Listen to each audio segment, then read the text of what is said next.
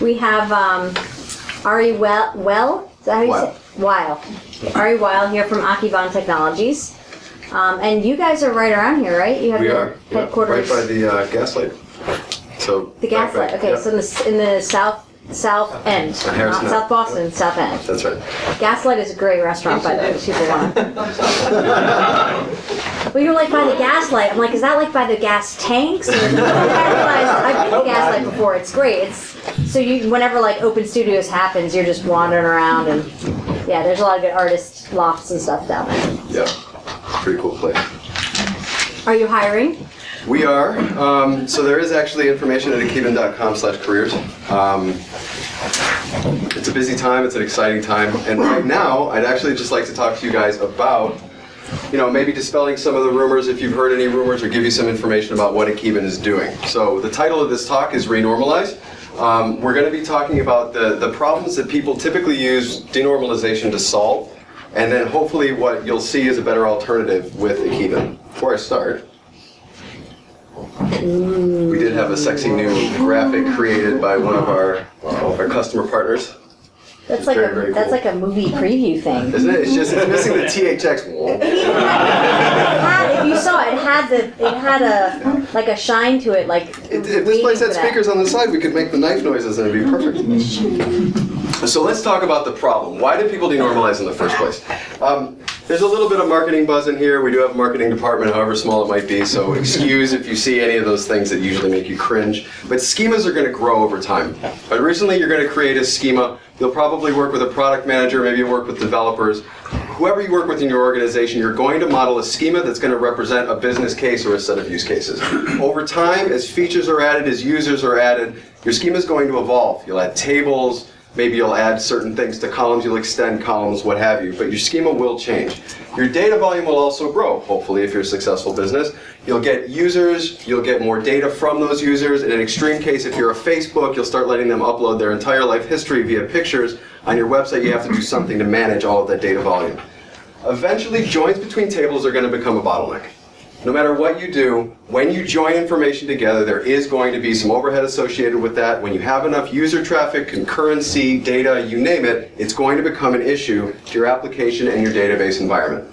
So a lot of people are going to look to denormalization whenever they can as a quick fix to the problem. It's sort of like adding RAM, but you don't have to spend any money. So what I'd like to talk to you about is the two-click. Either the way that we've been seeing our current customers and design partners changing their applications over time, or if anybody's brave enough, maybe an example of some steps that you've taken as your company's grown or as your database has matured, things that you had to do to keep up with either the increasing data volume or the increasing user demand. Anybody want to take a stab? If I give you an extra 4 GB memory stick? No? So let's talk about typically. Typically, you're going to put together your schema, you're going to put together your application. You have perfectly modeled the business problem that you have, you're excited, you have your pristine schema, the database administrator is patting himself on the back, or maybe the team is, because they've created the perfect normalized schema. The application team is very excited. They've developed an application that's going to be able to work with objects in a way that makes them happy, in a way that models the business problem, in a way that is performant. The business is going to be happy because ultimately they have this wonderful new product that the marketing department and the sales department can take out to the world and start driving traffic back into the organization with. You start getting those users, you start having problems. The application slows down. Maybe you start seeing a lot of contention in the database. So the first thing that you might do is just denormalize your database. Now there's other things you might do too. You might add RAM. You might look at the way that you're actually writing data to disk. You might look at actually your server infrastructure. Maybe you'll start bugging the ops people about looking at the network. But let's talk about denormalization because that's why we're here. So you denormalize your database. You start trying to eliminate the joins in your database by copying data from table to table or any number of methods that I'm going to go through in a moment. If that's not enough, then maybe you start looking at replicating your database. Now what you're doing is splitting your reads and your writes. So you're eliminating contention from writes, by taking all of your read traffic and sending it to a slave. Now, people are going to use replication for other reasons, and we talk to people all the time that aren't reading and writing to different databases. They're using replication for backup and recovery. They're going to use it for maybe just a failover slave that's going to be sitting there waiting idle until they actually need it. But for whatever reason, you're going to implement replication and hope that that is going to help you with your scalability problems. And maybe that's not enough. So then you start looking at caching. Obviously, every database in the world can cache somehow, but your application can cache too. There's memcache. There's all sorts of ways that you can start caching. The trick there is trying to evaluate the data that you have. What data can you cache? What data is too dynamic to cache? How are you going to invalidate the data in your cache? There's a lot of considerations that start to occur. This is a process that can take several iterations as you grow into understanding the dynamics of your application. If write contention becomes a problem, now you have so many users doing so many things at once that you're seeing large queues building up, maybe a lot of blocking in your database, maybe you're starting to get timeouts or other errors in your application, you'll try to shard. Now, sharding means that you can take data and create basically smaller sets of data localized to a node, so you can send application traffic to the different nodes and minimize the contention on the table. A common example for sharding might be a sliding window scenario for your data. You have a certain time window that you're always going to be querying. You have another few windows that you can segregate out to different nodes. Whoever's querying those different time ranges is going to query the different nodes, and you won't have all of the contention on one single instance of MySQL. Now, if all of that hasn't worked, and by the time you get to this point, you've got everybody involved in your IT organization. You've got the ops people, you've got your developers, the DBAs are working together. You've got to have some way to have synergy between all the pieces in your application so that you can maintain correct data, and that you can also do what you were trying to do in the first place, which is get to that performance point that you need in order to maintain SLAs, to get new customers, basically to make your business happy. If nothing works, it's time to think it over. Do I need NoSQL? Do I need Oracle RAC? Maybe I can move to SQL Server. What kind of choices do you make at the point where you've done everything that you can think to do with MySQL? Maybe you tried Fusion IO cards, you start attending all the user group sessions, and you start going to all the conferences to look at what Facebook's doing. And you try to figure out how you can grow your business. One of the easier things to do, one thing that a lot of people have started to talk about, is maybe take some of your data and put it in a NoSQL store. Maybe you'll choose a document database. Maybe you'll choose a key value store. It might be appropriate for some aspects of your data, but whenever you start taking your database and splitting it apart or moving completely away from your existing database to a new one, that's time, that's effort, that's fragility, that's a lot of testing, that's unknown errors. You're recreating your database. And by the time you've gotten to this point, if you truly are doing it as you gain users and as your data grows, now you're having your V1 problems with a large existing user base. Now you're trying to figure out all the different considerations that you have to have with a MongoDB or with an Oracle RAC, and you don't have the sort of leeway that you had when you had 1 to 10 or 100 customers. Now you've got 100,000 customers, and they have expectations from you, and the marketing department's trying to drive more customers, and there's this big deal that they're going head-to-head with your competitor with. So when you start to get to this point, these aren't just easy decisions that you make. Oh yeah, MongoDB looks cool, let's try it. Sure, you can do that to develop it, but you're not going to deploy it with that sort of blasé attitude, especially the database administrators who knows the buck stops with them when the data goes wrong. So the two common manifestations of denormalization, because at every point in that previous slide, denormalization is still an option, except for the rip and replace, and even then maybe you're going to denormalize. But you can always denormalize your database a little bit. Maybe there's another column that you'd like to add to a query. Maybe there's a derived column that you'd like to add to a result set. Maybe there's something else that you don't need the latency for. And so at any point, you can denormalize just a little bit more. There's two types of denormalization that we want to talk about. One is through SQL. It's the kind that you write, or it's the kind that you let an ORM create. You're using inner joins, outer joins, left and right joins, whatever it is, but you're writing a join in SQL. You're joining information from 2 or more tables together.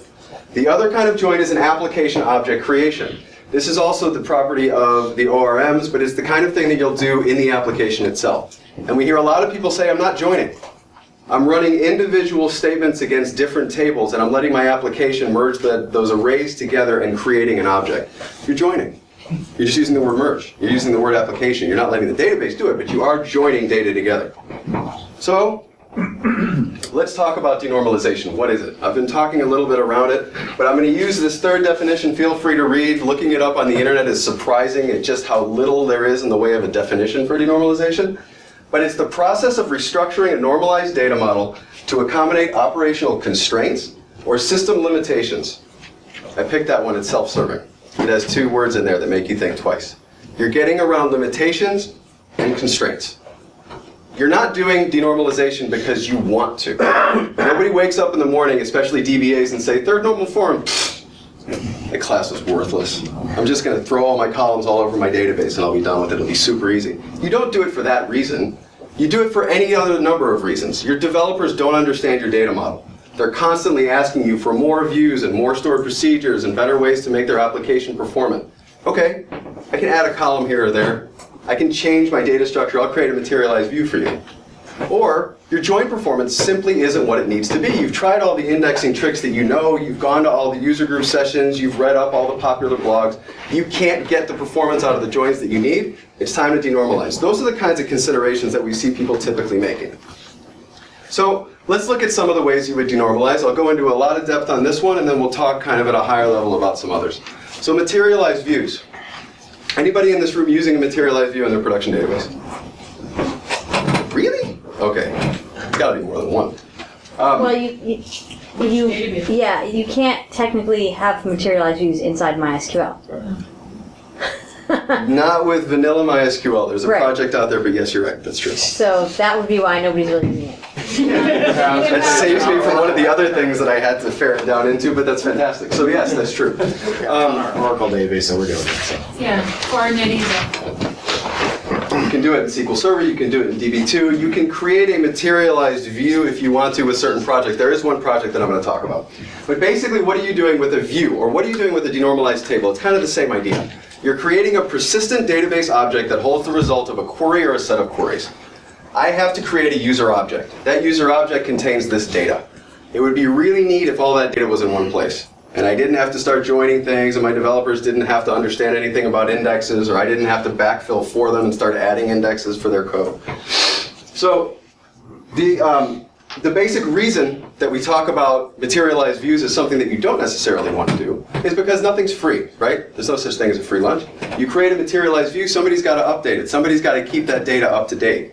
Your application has to be refactored to use it. So now you've got a double constraint. After every one of the tables that participates in a materialized view is updated, you've got to update that table. You've also got to tell your application to read from that table. So if one of my triggered actions doesn't occur, my application's reading stale data. If I have the sort of materialized view that works more like a data mart that I clear before I load every time, so maybe I'm doing a truncate table or a drop and create or something like that, but I'm refreshing all the data every time, and that load process fails, now I've got no data. Now my application's going to start throwing weird errors, or maybe there is some fallback. Some databases have come up with, or websites, sorry, have come up with cutesy ways of telling people that there's nothing available. But ultimately, it's a problem. So if we look at one reason why you might create a materialized view, let's take a very, very simple query. This is in Drupal. Anybody not familiar with Drupal? So Drupal is a content management system. It lets you create blogs, it lets you create large websites like The Economist or Martha Stewart. There's all sorts of different ways that you would use Drupal. But at its base, it creates a set of tables for you. They all center around the node table, and then there are other tables that inform it. There are comments, there are revisions, there's any number of tables underneath. As you add more modules to Drupal, it conveniently creates more tables for you. So I want to add a new field, table. I want to add another field, table. Does anybody actually know that that's what it's doing? Well, the DBAs know, because they've got to support it. But the people that write the website don't necessarily know or care. It just needs to work. When you look at one of the common queries in Drupal, it looks like this. It's a simple two-table join. You're interjoining the node table to the term node table, and then you're limiting the results that come back to the first 25. The result of doing this, you use a where, it actually bled off the page. You're using a file sort and you're using a temporary table. Using temporary table, using file sort. How many people are familiar with that in an execution plan? So the problem with that is when I create a temporary table, if I have a little bit of data, I'll create the temporary table in memory. If I have a lot of data, or if there's a lot of contention on my system, I might be writing to disk. File sort. File sort isn't necessarily sorting in a file, unless I have enough data, just like the temporary table. And then we have sort of that waterfall effect, where you get to the point where one table starts to write to disk, and then you start having a cascading problem as long as the resource contention on that machine is what it is when that first condition occurred. So There is a materialized view project for Drupal. It was written by David Strauss. You can look at it up on launchpad.net/MV. So that was one of the sort of materialized views that exist. And basically what it does is it takes the contents that are relevant of the node table and it adds one column, term TID, that was joined to from the term node table. If we go back, term node, and the only reason we do that is because we have that one and in the where. So we create the materialized view, but we look at the result set when you run the query. Now you only have to access that materialized view, which is just a table because it is MySQL. But you look at that table, and you're still getting using where, using temporary table, using file sort. The only thing you change is that you're not joining tables together. So maybe you're overcoming some of the contention in your database, unless enough people need to access the materialized view. So what you're saying is that the file sort is actually forcing it to read in memory before it hits disk? The file sort is when you're ordering the data and then limiting the data, you're going to put it all in the temporary table, then you're going to order it. So the file sort will order it, and then you'll stream out however many limits you want to the application if there is a limit. It's regardless of whether or not it writes to disk. File sort Right. doesn't necessarily mean it writes to a file. The file sort is the sorting algorithm. So it's acting like a field programmable data array filter. Yeah, the idea is you have to filter first and then sort. So you're doing an extra. So the reason, if you see using file sort in the explain line, is the reason that's bad is because it means it has to do an extra pass to the data to sort it. So like some of the ways you can optimize that are like by adding an extra index so that the filter will also sort, it will appear in sorted order, that kind of thing. Any other questions? Okay. So if we look at other denormalization techniques, materialized views are on here. By the way, the table is supposed to show you why people might choose every one of the options, and then some of the cons for each option. So if we talk about the second one in the list, store objects as blob. We can store XML and JSON, two common blobs, inside of the database. You can do that to create a flexible schema, if you'd like. Why is it flexible? Because I can put my data in the blob field, and I can put whatever number of attributes in my XML document that I want. Now, querying that isn't really fun, and it does have limitations. I'm getting a cockeyed look. There are some limitations to doing that, but the idea is that you're using your normalized database to store data that may or may not look the same every time I insert the data. So a fast object retrieval, but how do you know how to query it? Unless you started working with the application and you've really learned your database. So there are limitations there. If we look at denormalizing to the first normal form or folding parent-child into the parent table, basically what you're saying there is that you're going to take attributes that you would normally join. So let's say I have a user table and a address table. Perfect, thank you. And I have multiple addresses for an individual user. Instead of actually joining those two tables together to see all of the various addresses that are available to my user, I'll create address 1, address 2, address 3. When I do that, whatever I do to modify my table to have those redundant address columns is going to limit me to that number of address columns. So if all of a sudden I need address 4, I need to alter my table. Altering your table in MySQL in many databases, most databases, some would say all databases, is painful. You can't just willy-nilly change your production schema. Your application needs to know about it. Hopefully people aren't writing things like select star from, and then if you change one table, you screw up that query, but it happens. So there's all sorts of considerations you need to make when you do this. Denormalizing second normal form to first normal form, you repeat columns from one table into other tables. So an example of that might be, let's say, date of birth or social security number if you need it. You'll start spreading it all over your schema so that whatever tables you touch has that data. You don't have to join back. It's a very common technique. I used to use it when we took an AS400 database and we moved it to a DB2 running on Linux, and we didn't understand why it was 100,000 times slower than it was on the mainframe. And then we found out it was because on the mainframe they had the same table copied over and over and over again with an extra column here and a few extra rows there, and as long as you knew which table to point to, everything was fine, but you modeled it in a relational database and then the whole thing falls over. Adding derived columns. Adding derived columns is basically saying if I have a column with a lot of data, whether it's numeric data or let's say it's even first name and last name, a derived column could be a concatenation of first name, comma, or last name, comma, first name, and then I don't have to do that in a query.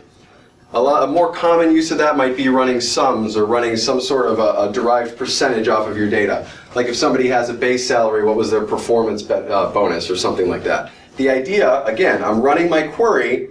I don't have to manipulate the data on the fly during runtime if I'm already storing that value. So I'm eliminating some CPU overhead in theory. I'm making my queries faster. And then finally, a property bag. This is something that we've seen recently with a customer of ours. They basically have an application that'll read a lot of data off of a computer. And they have a lot of different properties that they might read. They might have things that were installed to the computer itself, so hardware, aspects of the operating system. They might have software that's installed. They want to store it in a consistent schema because they're not sure exactly what they're going to have. The problem with that is once it's in there, how do you know what's in that table? All your data is different. It has a name, it has a value, and it has a key of some kind that you're going to use somehow, but you can't index that because you don't really know what you're indexing. Are you going to sort it the same way for every type of data that you put inside of that table? So it gets to be a challenge. But these are all common. Does anybody see a means of denormalization that they use in their application here?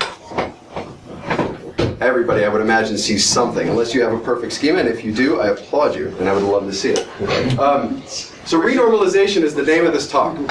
The idea at Akiban is that we will allow you to join for free. The reason that we want you to join for free is so that you can improve the performance of your system.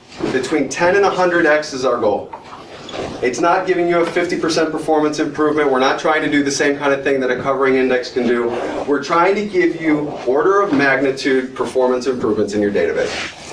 We're also trying to allow people to construct objects in a single request. So instead of having to piece together data, whether you run a bunch of independent queries or you join data through SQL, we want that to be equivalent to a single database, single table access. So how do we do it? We use a concept called table grouping. Table grouping is effectively taking your normal traditional relational schema where you have schemas, tables, and columns. That's your hierarchy of objects. And adding the group concept in between the schema and the table. So basically there's a first-class citizen called a table group that now exists inside of your database. As far as your applications are concerned, they're going to see the benefit. As far as you are concerned as a DBA, we're not going to be monumentally changing anything in your application. And I'll talk to you about how. So let's look at what this actually means. If you look at a traditional database schema, this is again Drupal. We'll try to be as consistent as possible. We're doing this also because it's a small subset of a schema, so no, this is not the entire Drupal schema, but a few tables that we can look at and try to understand this use case for. We are going to look at the typical access patterns inside of a database. So if you're denormalizing, you've probably done this before, where you look at how your application or how your users typically access your database. What are the tables that they typically join together? One way that you can do this fairly easily is if you look inside of your slow query log, for example, and start reviewing the tables that are joined by your statements, you'll start to understand the access patterns between the tables. We then take those access patterns and create groups around them. So the block table access, the symbol, table sets of groups would be created in a table group object. The same thing with users, and the same thing with nodes. So all of these access patterns will be contained inside of these groups. Now if you look at what's left of the subset of this schema, we've gone from joins between every table to 1, 2, 3 joins. That's all that's left. Similar like sharding. Sort of. We're not moving anything to a different database. We're keeping everything in the same place. You don't have to tell MySQL about any sort of keys or functions to shard your data. Everything is going to stay in one place. So it's like, it sounds like it's almost like the model is like denormalizing, but instead of putting the user ID in each table where you're denormalizing, right, you have like a group that says these are related and they'll be related by some key, for want of a better word. So I'm going to talk about this in a little bit more detail when we get farther into the presentation. But effectively, from MySQL's perspective, the only difference between a table group schema and a non-table group schema is that the storage engine for the tables will be Akiban DB instead of Inno or MySQL or whatever you were using. And we'll create foreign keys to describe the group structure inside of the database. That's it. Your tables are still there. If you were running SQL against 3 tables, you can continue writing the same SQL. We interpret that and understand that it's a group and don't execute the joins. Yes? So from a layering perspective, it's a lot like having a RAID subsystem or something like that. The application doesn't know it's there, and you're doing optimization on the back end. Yes, in the sense that you don't have to care that it's there and we're taking care of the optimization. That's true. So using this model, you're assigning like a special row ID that associates with the groups, giving it some sort of statistical weight value that says, if I see this pattern, I associate it with this group, so that you speed up the query? To an extent. So basically, if you look at, let's say, these 3 tables, And I would typically join these three tables. Actually, there's a typo on these slides. These should all be UIDs. So UIDs are going to join between these tables. If I go back to the schema, and we look at the tables, these are the three down here. So the joins between these tables are going to be my UID. I'm going to create a key that will contain the primary keys of the tables, and that's what we'll maintain in our database. MySQL doesn't maintain it. MySQL doesn't know about it. But the way that we maintain the structure is by the order of the grouping that you define when you define those foreign keys, and we maintain our own key for that. But transparently from MySQL or your application. Because MySQL kind of really doesn't do enforcing of keys per se. Correct. So in this case, that means that you're enhancing the explain plan because you're essentially giving it the equivalent of some sort of foreign key hint that there's a relationship there. Not exactly. To speed up the query? Let me get into it in a few slides, and I will tell you how we do it, but it's similar but not exactly like that. If you look at grouping, basically what we're doing is we're removing the physical and the logical components of your tables. So logically, you keep the same tables. My user table, my role table, my sessions table, they're still there. I can write SQL against it and everything's fine. And actually this animation is botched, my bad. It should go that you have your root table, and then the next set of data will be together, so all of my user role data will be persisted together, and then I'll have my session data. So if I want to read anything about a particular user, I'll find that record, so that'll be my random access, and then I'll sequentially read anything else I need to create that object. In this case, a user object, for example. So I can get all my user, role, and session information without having to do a bunch of random accesses across my disk to do the joins. The joins are pre-computed. And again, from a MySQL perspective, nothing's changed, except the storage engine. But from our perspective, we have our own independent server that's maintaining that mapping and ensuring that you can traverse the data as though it were a single table. Let me see if I can make this make a little bit more sense. Table group access is equivalent to a single table access. I said that. Performance increases 10 to 100x, and I'll show you that in a few moments. Your applications don't change. You maintain the same SQL. Your objects are fetched in a single request. We've covered all of that. We use standard MySQL replication, and that's a deployment thing. And I will get back to that at the end. But if you're thinking about how does this work, how do I deploy it, so we do have our storage engine plugin. We do create the foreign keys between the tables. We rely on MySQL replication to keep our slave populated. We use MySQL replication because it's a low-friction way to implement our solution in your environment, in a MySQL environment. Replication standard, it's fully supported. We don't have to do anything to modify it. It works exactly as it always does. That populates our slave full of your data, keeps it up to date. We're maintaining that our goal here is to give you the performance you need out of reads, which is what typically you would use a slave for. So for all of those reasons, we fit directly into replication, and we take away one of the things that you have to do with denormalization. You don't have to write anything to keep the structures up to date. We're also not maintaining a copy of the data. It's a slave, so it is the data. It's replicated from a master. Whether the master is the master or it's a slave, it's being replicated from the master.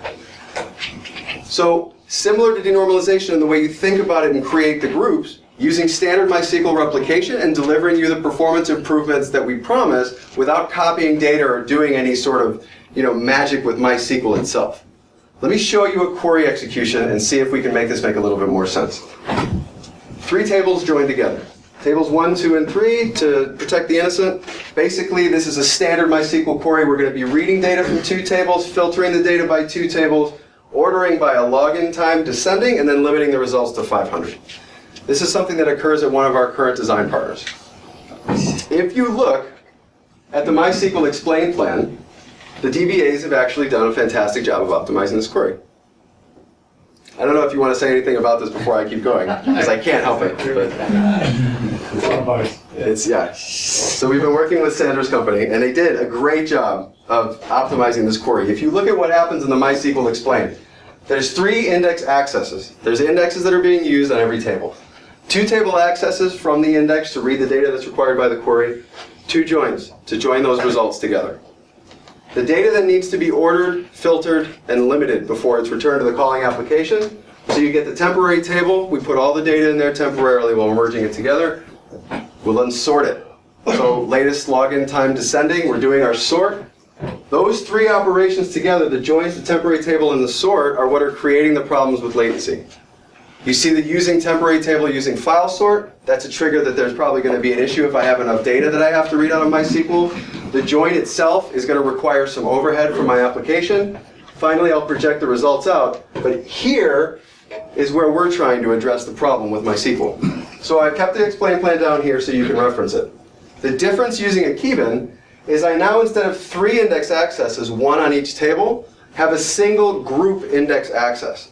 So I can look at the group of tables, and I can define an index that doesn't just say order my user table like this, order my, let's say, locations table like that, and my sessions table like the third, and then follow those indexes to get my ordering, or follow it along the join key to make sure that my join is less expensive. Instead, I can say, I typically take this data out of user, that data out of location, the other data out of session. I'll put all that in one index across tables. I'll order it the way I want the data ordered at the end of my query. And then we don't have to do the sorting, we don't have to do the temporary tables, and we can stream the information directly from the group index back to the calling application. Yes? So basically, by having a meta index across the tables, you can calculate all of the access paths? Check. Yes. Does that make sense? The result, 27 times performance for this query. So the important thing here, what we've done with this graph, is we've modeled their concurrent user traffic. Up to 60,000 concurrent users on their website. We've done that with 100 executions in a tight loop against MySQL. So the kind of traffic that no end user through a web application can really generate unless you're working at Facebook speeds. But we're just going through queries with 100 concurrent connections trying to generate as high a load as we can. As the user load increases, the amount of time that's required to execute all the queries that it took to satisfy the search activity, which is what we're modeling here, for MySQL grew. It's not quite a hockey stick, but it does have a nice little curve on it. It'd be fun in the wintertime. Akiban stays relatively flat. Throughout the execution, we're not incurring that sort of latency that builds and builds and builds with user concurrency, with increasing user traffic. We're maintaining flat. So, since this is our query and our test, I guess I'll just explain that in the way that we dealt with dealing with that high concurrency, where the query response time would get really slow, is by spending a lot of money on hardware. So we have, in our environment, we have 11 slaves that are accepting read traffic. And those slaves, so we basically split out the load, 11 times, so that no one server is going to get so many queries that it actually slows everything down. But it's an expensive way to do that. And then we denormalize and all that jazz. But the idea here would be that you'd be able to have just one server that had the software on that and send all of those kinds of queries. And so I just want to, one other thing I want to say is that the way that we found which queries to try with this, we just looked at our slippery log, essentially. What are the things that are showing up in the slippery log most often, and actually kind of knew conceptually what it was anyway based on users' complaints. And we went to the slippery log, found the queries that are the biggest problem, and they all have the same pattern. They all join the same 5 or 6 tables, and anyway, that's what's the data set size? Between 60 and 80 gigabytes. Talking about user table with maybe 5 million rows in it, and then the corollary tables with anywhere between 20 to 60 million. So decent size, but not terabytes. Not huge, but it doesn't fit in memory. Yeah. That's correct. That's correct. And we've tried that too. We tried going to 48 gigabyte servers, but it doesn't all in general. But you have to produce this composite index, meta index manually, right? So you really cannot automate that process. What the selection of tables suitable for? Oh, we can. For grouping. Yeah, sure. Yeah, that. We can. We don't automatically deploy groups to a database. The company's got a few years behind it. We tried doing that initially. DBAs have a tendency to get upset with you if you change their schema without them knowing. But we can automatically generate the deployment script to change your table into group data. Yes, we can. So we don't do it dynamically. Is basically what I'm trying to say. We could generate the script dynamically, but we don't execute it on your database. Yes. So typically, do you change the database to add groups, or do you create a replica that actually includes the groups for that access pattern? The latter. Yeah. Yes? So once this is set up, it sounds like you can, in some queries you can just ignore this. You don't need it. Run the standard MySQL backend. It operates the way it always did. Correct. And so the way you specify you want it to be handled by this is you go to some phantom table or something? Or So we use MySQL replication. With replication, you can filter replication. You can decide which tables you want to replicate to a slave. What we typically advise customers to do, like Sandro's company, is to take the tables that you usually have a problem joining together. So queries that typically take seconds to minutes that should take milliseconds or seconds. Take the tables that are required by those queries, replicate those to our slave. Then we do what I was saying before. We change the storage engine to Akiban DB. We create the foreign keys between those to inform the metadata for the relationship between the group. You write the same SQL. Our MySQL adapter, that is the storage engine plugin, sends that to our independent server stack. So we do have a server stack. We usually install it on the slave machine. It could be remotely anywhere that you can access it with a network, but we process it on our stack. Interpret those tables, understand that they live inside of a group, understand if we have a group index, for example, or not, and then we'll just run the query and send the results back to MySQL, so or to your application. if you wanted to do something join to one of those tables that you pushed over there, how do you just do that as a remote join, or do you keep? So you're saying if you have a table that's not in a group and you want to join to the group? Yeah, those grouped tables still live in the existing production instance, right? They do. Because it's a replica, right? Correct. So in our case, what we do is we just, inside the application, we logically say, in this case, it's a search. It's searching for numbers. If it's a number search, send it to Akiban. If it's any other kind of search, send it to MySQL. Got it. So it's done at the PHP level. Yep, thanks. Any other questions? So what size cardinalities work well? I mean, so in this case, user ID, presumably it's a one-to-many sort of relationship. If it's a many-to-many, presumably if it's large cardinalities on both ends, it's bad. Yeah, so typically what we're doing now, I mean, the technology will evolve. Yeah. But right now what we're doing is we're saying basically, first of all, we're using replication. So you have the freedom to create as many replicas as you have hardware for, as you can run on a single piece of hardware. It's up to you. So you pick which direction you prefer for the given access pattern, and we'll set up a group that way. What works well, though? I mean, yeah. So, but what do you see? I mean, so is it typically one-to-many? Is that typically? One-to-many is very common. Many-to-many is also common, and like I said, we'll just ask people, for the access pattern that you're trying to resolve a performance bottleneck for, what's the more common direction? From which many to, so if you have a many-to-many that intersect right to left, which way do you typically query it? And if there is no clear answer, then you can create basically two schemas on your replica, one that's grouped one way and one that's grouped the other. If it's many-to-many, won't you end up with a lot of redundancy? It's just building indexes, right? It's not copying the data. No, it's saving the data together. But yeah, I mean, I don't know that we've actually had a really high cardinality both ways yet. The reality is that we have evolved to not on purpose, not produce any redundancy. So part of the idea is that a group is almost like an entity, right? Imagine your entity and it has a set of tables, like your user and his address and his last logins and then all the things relate to your object in your application. That will be a group.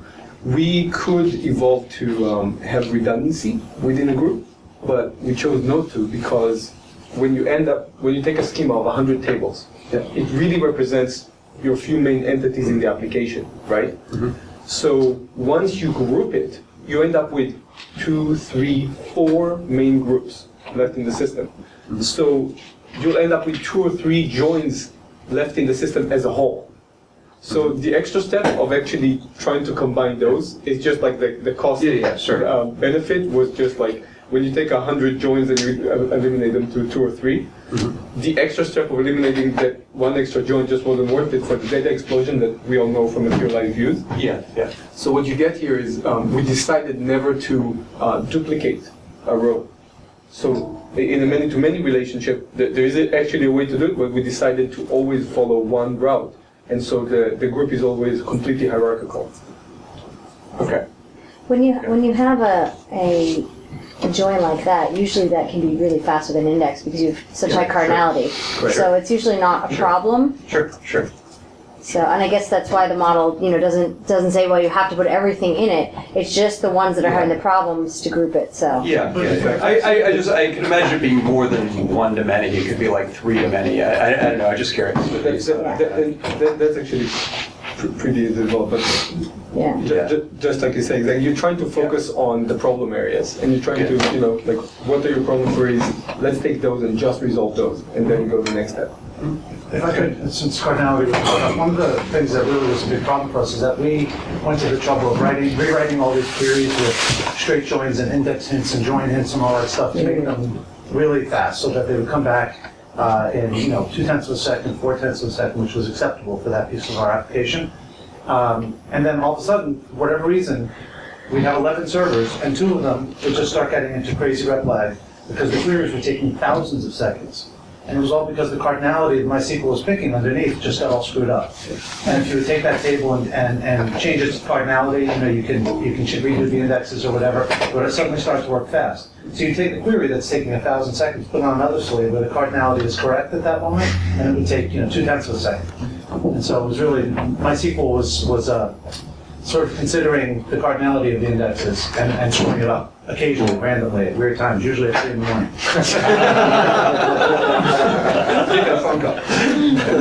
A joke, but in the code by the developer.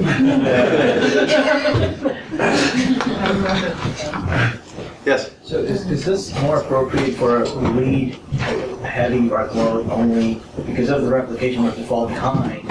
Is there anything that you enforce as far as the application is concerned with just, say, dividing the workload into separate ways where it's reading something from MySQL server, which is up to date, and then it's trying to retrieve some results from the slave returning to the system?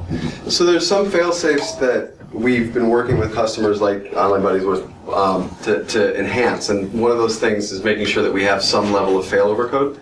And failover is sort of a loose term in this case, but we evaluate certain criteria, and if, for example, our slave were to fall a certain number of seconds behind the master, then in some cases PHP code, or in some cases maybe if you have a hardware-based load balancer, we can just basically tell it, do not send queries to this slave. So that's really how we try to enforce it. We're trying not to change anything about the way that MySQL typically works. I don't think anything. One thing too, but the slave that you end up, like in our case, that slave is only replicating 4 tables, because that's all it has to replicate. So there's tables with hundreds of millions of records in them that I don't care about. They're all black holed or replicate, ignore, table, etc. So that the machine that's going to be holding these queries for us is doing very little work in terms of I/O, because it only has to write those 4 tables, and all the other tables just get ignored.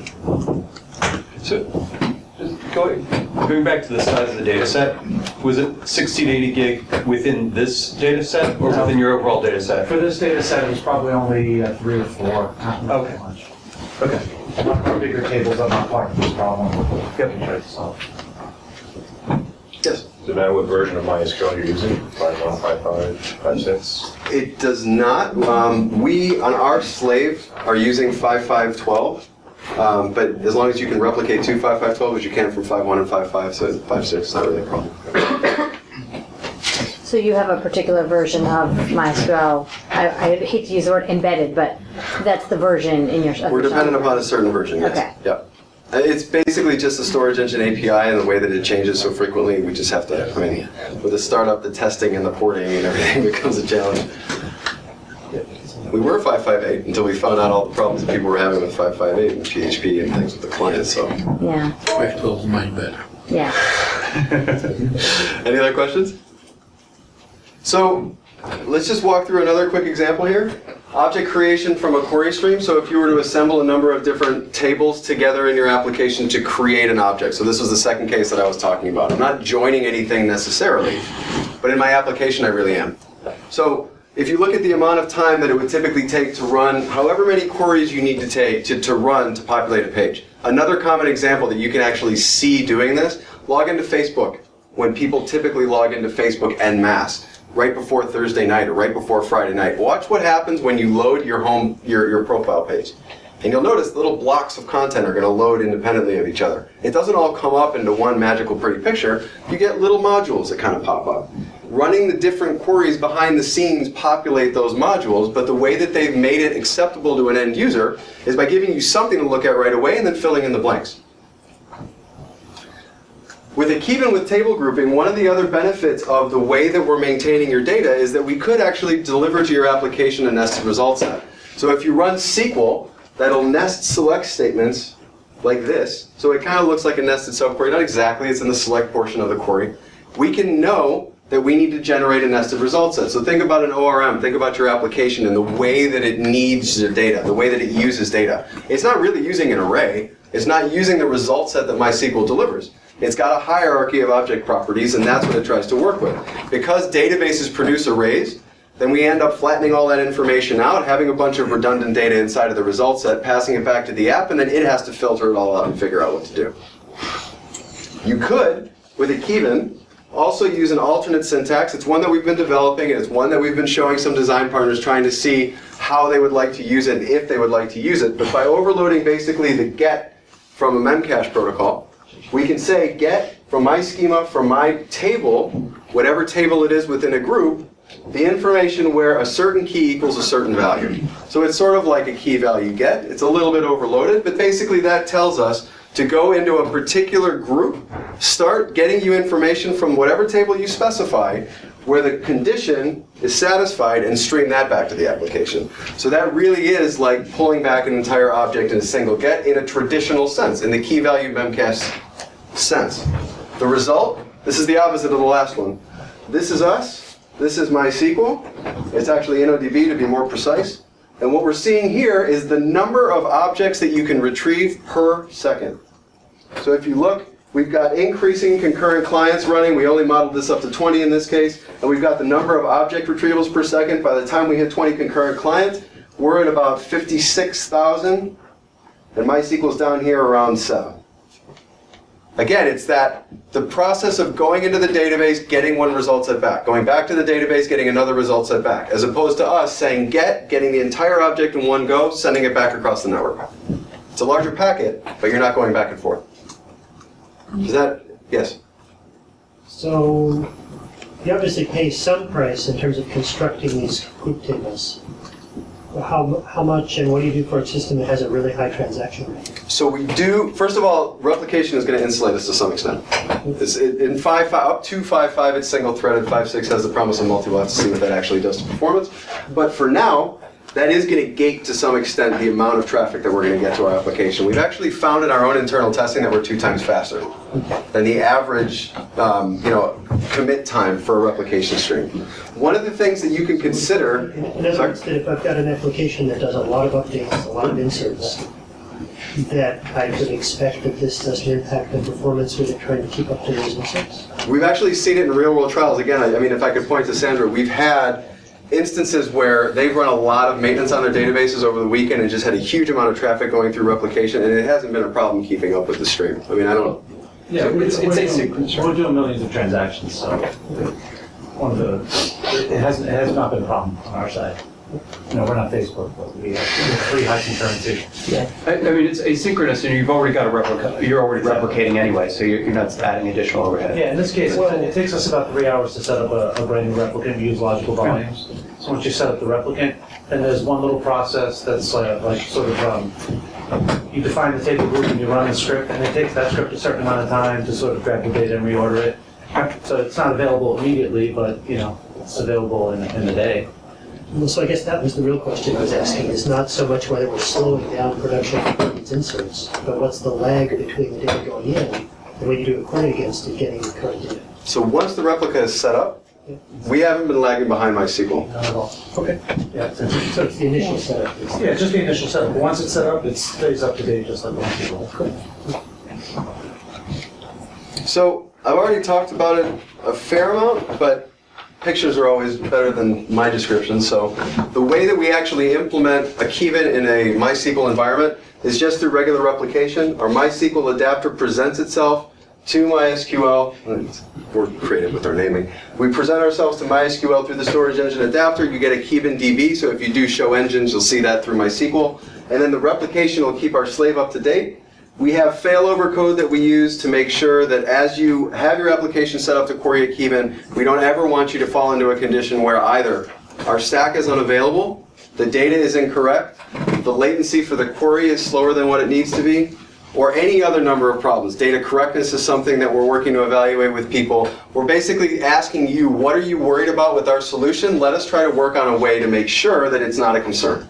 And so the easiest thing to do when you're using replication, if you have more than one slave, if you want to have more than one Akiban slave, whatever you want, we can take a slave out of a pool. You stop a server, it comes out of the pool. You send a query, or you send a command through to some system level variable, maybe you have a YAML file or something, we can pull ourselves out of the pool. We can globally turn off Akiban. We're trying to make sure that there is as little risk as possible by implementing this solution, but ultimately, while replication is running, you will have an Akiban slave that's up to date, provided that MySQL can continue replicating. Do you have any questions about that? So we are a startup, and we're always looking for design partners. We're looking for new and interesting problems to solve, different schema types, different query types. If you're interested, if anything I've said here has piqued your interest, feel free to look on akiban.com. We have information on YouTube. There's an introduction to grouping that you can see there. There are a few talks that we've delivered. Our blog is rather active. Patrick O'Sullivan has actually been creating quite a lot of blogging material. So if you guys are interested in more of a deep dive into our H-key structure or any of the actual internals, he's been blogging quite a bit about that, and some of you might find that very interesting. And I've got my card down here if you'd like to contact me, or there's a newsletter sign up form. Does anybody have any other questions? Great, thanks very much.